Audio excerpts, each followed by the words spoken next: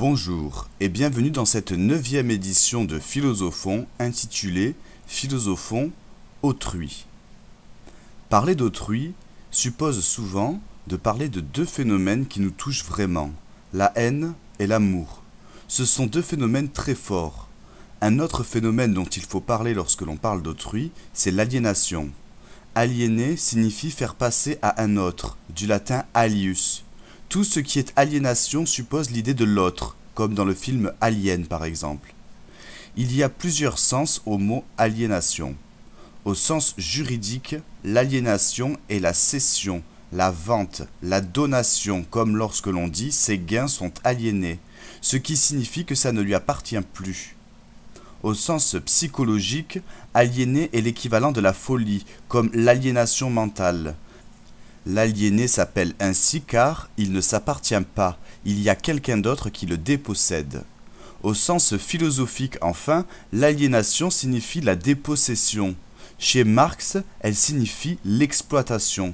En effet, l'aliénation peut signifier l'asservissement, l'esclavage et la perte de liberté. L'aliénation peut donc être synonyme d'esclavage. Mais alors, qu'est-ce que autrui ? Autrui, c'est toujours une autre conscience, c'est un être humain. Autrui, c'est celui qui n'est pas moi, mais qui me ressemble. Il faudrait que vous lisiez la fable des deux hérissons qui ont froid, de Arthur Schopenhauer. Cette fable, en fait, c'est nous. C'est une peinture de l'être humain. Cette fable parle de deux hérissons qui ont froid. Alors, ils se rapprochent pour se réchauffer et se mettent l'un contre l'autre. Et du coup, ils se piquent. Ce qui signifie que nous avons besoin d'être avec les autres, mais que lorsque nous sommes avec les autres, nous sommes déçus. Pascal, également dans les Pensées, fait référence à autrui en disant « Tous les malheurs de l'homme viennent de ce qu'il ne sait pas, rester seul dans sa chambre ». Ce qui veut dire que tout seuls nous sommes insuffisants, en effet l'autre attire. Nous nous ennuyons donc nous allons vers les autres. Je souffre quand je suis seul, mais pourtant je souffre également quand je suis avec les autres. L'être humain, ça ne lui suffit pas d'être seul, car c'est quand il est à deux qu'il est vraiment un. L'être humain, ce n'est qu'un demi, qu'une moitié. L'être humain est en souffrance, car il attend. Et oui, nous aimerions que l'autre qui nous manque soit là. Le un tout seul se décline avec le terme de solitude, c'est négatif. Sans l'autre, c'est douloureux, mais avec l'autre aussi. Il y a donc un rapport de duel, ce qui implique un rapport conflictuel. L'occasion de parler du solipsisme. Le solipsisme, c'est une attitude philosophique qui consiste à privilégier la réflexion sur le soi et à refouler la notion autrui. Tout comme Descartes. Lui pense à partir de lui-même. Sa question qui domine, c'est lui et la vérité. Mais la question d'autrui n'est pas prise en compte, ce qui nous renvoie à l'idée de conscience insulaire. Insula signifie une île. Une conscience insulaire est donc une conscience isolée, qui n'est pas reliée, il n'y a pas de tiers. C'est dans le livre La phénoménologie de l'esprit de Hegel que l'on va mettre en valeur, peut-être même pour la première fois dans l'Occident, autrui. La phénoménologie est une philosophie qui se contente de décrire les phénomènes. Autrui a été aussi évoqué par Freud lorsqu'il dit « le complexe d'Oedipe est universel ». Cela veut dire donc que quand nous existons par rapport aux autres. Autrui est également évoqué lorsque nous parlons d'idiotesse. Idiotesse signifie en grec celui qui se parle tout seul. Quand on parle tout seul, on parle toujours par rapport aux autres. Tandis que le fou, c'est celui qui ne parle plus. Tant qu'on parle, on n'est pas fou. Autrui serait donc incontournable. L'incontournable, c'est ce qu'on ne peut que rencontrer. Il est sur le passage, on ne peut pas faire de détour. Autrui est sur notre passage, il est incontournable. Ce qui est incontournable est ce qu'on ne peut pas contourner. Parlons de la dialectique. La dialectique, qu'est-ce que c'est ? La dialectique, c'est le passage de la thèse à l'antithèse dans la synthèse. La dialectique, c'est le fait qu'il n'y a plus d'unité. C'est la division, la séparation. Il y a l'un et l'autre. Un dédoublement, une altération. Il y a aussi une opposition entre l'un et l'autre. Opposition, donc conflit. L'occasion de faire référence à Polémos, le dieu de la guerre. car il y a de la guerre partout autour de nous. En effet, la vie, c'est le contraire de la paix. Les hommes entre eux se battent. L'homme est un loup pour l'homme, disait Hobbes. L'humanité elle-même commence par le fratricide. Il faut pour cela lire la Bible. Le fratricide signifie tuer le frère. Au départ, il y a de la lutte entre les hommes. Hegel disait « Chaque conscience poursuit la mort de l'autre ». Premièrement, au départ, il y a donc de la lutte, une lutte généralisée entre les consciences des êtres humains. L'issue de la lutte, c'est le dominant-dominé, c'est-à-dire le maître-esclave.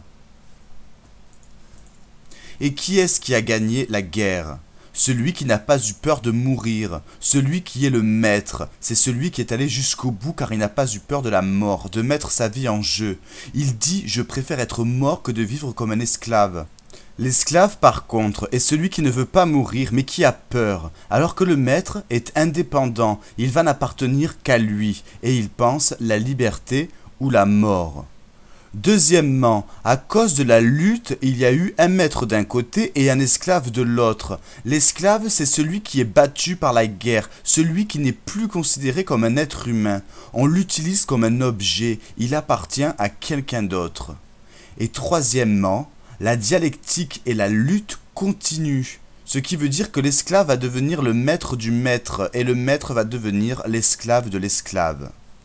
L'esclave va devenir le maître du maître et le maître va devenir l'esclave de l'esclave. Qui travaille ? L'esclave. Le maître va avoir un rapport de prédation, de pure consommation, de plaisir. Le maître, lui, se bat et fait la fête. Il ne peut et ne veut pas travailler. Le travail et l'esclave, c'est la même chose. L'esclave travaille pour autrui, il est dans la servitude et dans la douleur. Douleur, car travail vient de tripalium en latin qui signifie la souffrance, la torture. Le travail est un opérateur de mouvement. Operare en latin signifie travailler, ouvrir. Un ouvrier est donc quelqu'un qui travaille. L'ouvrier est celui qui ouvre. Le travail va alors ouvrir un nouvel espace. Le travail est une forme de la lutte, car le travail est une forme de libération, pour passer du moins au plus, du négatif au positif. Revenons au terme d'autrui. Nous nous faisons, nous nous construisons donc avec les autres. Nous existons parce que les autres sont là. Alors pourquoi la guerre ? Parce que la guerre se confond avec la vie, parce que la vie est régie de manière intrinsèquement conflictuelle. La vie est une lutte, un rapport de force. Et oui, l'égalité des droits est une invention des hommes. Héraclite, un philosophe présocratique, disait « Le combat est le père de toutes choses ». En effet, c'est une vue tragique. Agon signifie combat en grec, et tragique signifie qu'il va y avoir de la mise à mort. Il ne peut donc pas y avoir une paix qui dure. La violence chez l'être humain est présente et en même temps il la représente, avec le spectacle par exemple. Le spectacle sert aux êtres humains, au fait qu'ils se voient et qu'ils se représentent. Ils forment une image de ce qu'ils sont. C'est une représentation adéquate. L'humanité n'échappe pas à la tragédie, car dans l'humanité, il y a de la mise à mort. Tant qu'on n'a pas vu la guerre, on n'a pas vu la vie. Car quand on n'a pas vu la guerre, on n'a pas vu la vraie nature de l'homme. La guerre, c'est la vie, c'est la vérité. Pour Hegel, pour construire, il faut détruire. La guerre précipite les destructions. Empêcher la lutte, c'est empêcher la vie, car la lutte, c'est le progrès. La guerre est une dynamique culturelle. Nous ne pouvons donc pas nous passer d'autrui. Au contraire, nous en passons obligatoirement par autrui. Le moi se fait par les autres. Marx, d'ailleurs, dénonce ce qu'il appelle une Robinsonade. En effet, dans la vie, nous ne sommes pas Robinson, c'est-à-dire l'idée qu'un être humain peut vivre purement seul. Pour Marx, le social est antérieur et supérieur aux individus. Nous n'existons donc pas en tant qu'individus. L'enfer, c'est les autres, disait Jean-Paul Sartre. En effet, pour Sartre, quand un pour soi rencontre un autre pour soi, au départ, il y a du mépris. L'un se trouve supérieur et l'autre aussi. C'est pour cela qu'il y a conflit. Autrui est alors pour nous un rival, un concurrent. Pour Sartre, chaque pour soi se croit supérieur, veut monopoliser. Tous vont alors inférioriser les autres et minimiser les autres. La haine pour Jean-Paul Sartre passe par le regard, car on n'échappe pas au regard des autres. Les êtres humains sont mauvais et ça on le voit dans le regard, car en effet la force du regard d'autrui, c'est la honte. S'il n'y avait pas les autres, je n'aurais pas honte, je m'en foutrais. Or nous subissons autrui car nous sommes prisonniers du regard d'autrui. Le regard d'autrui ne nous fait pas de cadeau, il cherche plutôt à nous blesser, à nous abaisser. Jean-Paul Sartre dit que le pour soi n'accepte pas qu'il y ait autrui. Il n'aime pas le partage car il aurait préféré être seul au monde. Quand le pour soi saisit qu'il n'y a pas que soi au monde, il est dépossédé. Il va donc déduire qu'autrui est un ennemi. Mais autrui fait la même chose. Les pour soi veulent chacun être dominants. Puisque les êtres humains sont tous adversaires les uns avec les autres, ils vont pouvoir lutter grâce à la chosification, c'est-à-dire le fait de transformer un sujet en chose, la réification, l'aliénation. Ce qui exprime le fait de vouloir nier autrui, pour Hegel, c'est le regard. En effet, je rabaisse autrui. Et ça pour être au-dessus. Chosifier signifie en fait enfermer dans une définition. Une définition est finie, c'est-à-dire tu es ça et tu n'es rien d'autre. Revenons à la honte. Quand on a honte, on est chosifié par le regard d'autrui. Lorsque j'ai honte, c'est que je reconnais que je suis comme l'autre me voit. J'accepte qu'autrui est une menace qui a atteint son but. On n'échappe pas au regard d'autrui. Nous sommes épiés et menacés, selon Jean-Paul Sartre. Et maintenant, si vous le voulez bien, parlons d'amour. Amare amabam, disait saint Augustin, ce qui signifie « j'aimais être amoureux ». Quel est le couple le plus idéal ? Ce qui peut arriver de mieux dans un couple, c'est le fait pour deux êtres qui s'aiment de mourir ensemble, pour faire croire qu'ils se sont aimés jusqu'au bout, alors que vivants, ils auraient sans doute divorcé, comme tous les autres. La thèse de Jean-Paul Sartre, c'est que l'amour, ce n'est pas naturel, mais c'est culturel. C'est une image qu'on se donne à soi. L'amour n'est pas un pouvoir et il n'est pas simple. On n'invente pas l'amour, on l'imite. L'amour révèle alors sa vérité. En effet, il est négatif. Pour Sartre, l'amour, c'est du toc. Je suis libre, mais les autres veulent toujours aliéner ma liberté. Le problème de l'intersubjectivité, c'est le conflit des libertés. Ce que ne peut pas faire la guerre, l'amour le peut. Si je veux captiver quelqu'un d'autre, je peux le réduire en esclavage par l'amour, par exemple. Quel est le véritable enfer ? En fait, c'est le renfermement. Et le refuge de la solitude, c'est ce qu'on appelle en grec la philia, c'est-à-dire l'amitié. Dans le mythe de Sisyphe d'Albert Camus, on nous pose la question « Pourquoi la vie vaut-elle le coup d'être vécue ?» Une question très importante et à laquelle chacun devrait réfléchir. Pour le poète Edmond Jabès, ce qui sauve une vie, c'est d'avoir aimé. Selon Martin Buber, le fait d'avoir partagé un amour. Car en effet, pour Buber, ce qui sauve une vie, c'est non seulement l'amour, mais aussi le partage. L'amour, qu'est-ce que c'est ? L'amour, c'est le surmontement d'un manque, d'une division, car les êtres humains ne sont pas un. Un être humain n'est qu'une moitié, nous sommes en quelque sorte fêlés. Un être humain est manquant tant qu'il n'y a pas l'être manquant. À ce moment-là, il ne faut pas dire « je pense donc je suis », mais « j'aime donc j'existe ». Pour Buber, l'amour c'est possible. Quand d'un être humain à un autre être humain, il y a une relation « je-tu » et « je-cela », cela signifiant l'objet. Car il y a un risque d'aimer les objets et de leur demander ce qu'ils ne peuvent pas nous donner, puisque l'objet ne peut pas dire non. On ne s'accorde que lorsqu'il y a alliance du oui. Un objet, on peut le posséder, c'est à moi, mais il n'y a pas d'affect. Il y a donc une différence entre être propriétaire et être fidèle. La voie des objets, c'est la propriété, tandis que la voie des êtres humains, c'est la fidélité. Les objets ne peuvent pas être aimés, sauf peut-être les œuvres d'art. Le couple est antérieur à l'individu, disait Buber, c'est-à-dire que nous ne sommes qu'un fragment et qu'il y a une fracture qui doit être surmontée. Le désir sexuel qui accompagne l'amour est étayé par l'instinct de reproduction. L'espèce ne survivrait pas s'il n'y avait pas de reproduction. Dans le monde animal, c'est pareil. La rencontre amoureuse des animaux se fait avec une esthétisation, par exemple le rossignol ou encore le paon. Pour Schopenhauer, il y a une physique de l'amour, car c'est naturel. En effet, le génie génétique est ingénieux, la nature est bien faite, elle est ingénieuse. Freud a d'ailleurs insisté sur la sexualité parce que c'est un besoin au sens strict. Chez Buber, le fait d'avoir besoin d'amour n'a pas un caractère visuel, mais spirituel. Nous parlons bien sûr d'amour pour des êtres humains et non des animaux, pour des personnes. Une personne, c'est l'être humain en tant que tel, c'est-à-dire en tant qu'il implique une différence, en tant qu'il n'est pas un objet.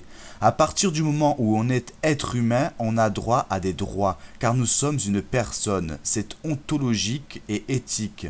À la différence du personnage. Le personnage est un être faux, en toc. Personnage vient du latin persona qui signifie le masque. Le personnage, c'est alors l'être faux, celui qui joue un rôle, qui porte un masque. C'est un hypocrite. Pour Buber, l'union a un caractère spirituel. La relation de l'être humain à la chose est pour lui une non-relation. L'être là des objets, ce n'est pas le Dasein des êtres humains. Il y a une intelligence de l'amour, et cette intelligence n'est pas qu'une intelligence abstraite, puisque l'amour a un savoir. Aimer, c'est comprendre, c'est saisir. L'amour n'est pas anonyme, on n'aime pas un être humain pour ses qualités, mais on le désire plutôt malgré ses défauts. L'amour, selon Buber, vise une totalité et pas un fragment. Quand on aime quelqu'un, on l'aime, défauts et qualités confondus. Rappelons que pour Platon, le corps est un faux absolu, car il change et que la beauté est relative. Le temps démolit le physique. La chirurgie esthétique, c'est pour ceux qui veulent se soustraire au rouage du temps. Faire de la chirurgie esthétique, c'est se soustraire de l'humanité. L'image est dangereuse pour l'amour, selon Buber, car l'image, c'est une enfance, une naïveté, c'est une guerre. L'amour est alors une forme de résistance à ceci. En effet, l'amour fait la différence entre l'apparence et l'essence. Une image, ça peut s'acheter, alors que l'amour, ça ne s'achète pas. Le vrai amour pour Buber, il est réciproque, c'est un donnant-donnant. Il est fait de coïncidence, c'est-à-dire que les êtres humains arrivent à se comprendre. Coïncidence signifie le fait de penser la même chose. Les êtres humains avec l'amour arrivent donc à se comprendre et à avoir un vrai partage. En fait, la sympathie, l'amitié et l'amour servent à relier. Ce qui est beau, c'est de pouvoir dire « c'est beau » avec quelqu'un d'autre. Parlons maintenant de Lévinas. La philosophie de Lévinas vient de son statut de juif, car appartenir à une religion différente, c'est une situation socio-historique. Lorsqu'il ne veut pas adopter la religion qu'on le forcerait à adopter, même quand il veut s'assimiler, le juif est rejeté. Pour Lévinas, tout être humain différent, tout être humain autre est un étranger. Même quand je crois posséder quelqu'un, l'autre m'échappe, l'autre diffère. Nous devons accepter le fait qu'autrui soit autrui, qu'autrui soit autre. Nous ne supportons de l'autre que le côté qui nous ressemble. Il y a une violence car les autres doivent se plier à ma façon de voir et être comme moi. Il y a quelque chose d'important chez autrui, c'est son visage. En effet, le visage ne se trouve que chez l'être humain. Le visage est donc culturel car c'est la seule partie du corps qui est laissée nue avec la main. L'identité de l'être humain, c'est le visage, ce n'est pas le corps. Le visage, c'est en fait la capitale de l'être humain. Le visage, il est détaché du reste du corps, car le reste du corps est voilé. Quand il voile, L'être humain voile le corps, car le corps ne doit pas être vu, il est dissimulé, caché. C'est donc par son visage qu'on peut voir qui il est. Voir a d'ailleurs donné le mot visage. Il vient du latin video, qui signifie voir, ou encore de videre ou visum, qui ont donné des mots tels que viser, visible ou encore visage. Si je dois circonscrire un être humain, je le ferai avec le visage, par exemple avec la carte d'identité où le visage a une place importante. Pour Lévinas, le visage avec un V majuscule est le fait que si je vois quelqu'un, je ne peux pas tout voir, ce n'est qu'une facette. Le visage est en fait deux choses en même temps, il est le visible et l'invisible. Pour lui, la conception que l'on doit se faire de l'amour, c'est qu'on doit accepter que l'autre soit comme il soit. L'esthétique pour lui, ce n'est pas l'humain, car un visage n'est pas fait pour être contemplé. Être humain, c'est reconnaître que les autres ne sont pas en mon pouvoir. Et même l'amour peut être dangereux. Un être humain, c'est quelqu'un que tu ne maîtrises pas, que tu ne connais pas. Ce n'est pas un clone. En fait, la sagesse de l'amour, c'est reconnaître que les autres ont ce droit de différer. Ensuite, on pourra parler d'excendence. L'excendence, c'est le phénomène amoureux, c'est-à-dire le fait que l'autre compte plus que moi. C'est interrompre l'attachement à soi. On est amour dès qu'on entre en excédence, car on se met à penser à quelqu'un d'autre. On y pense tout le temps, on ne peut pas s'empêcher d'y penser. L'amour est étonnant. D'ailleurs, est-ce qu'une vie sans amour vaut la peine d'être vécue ?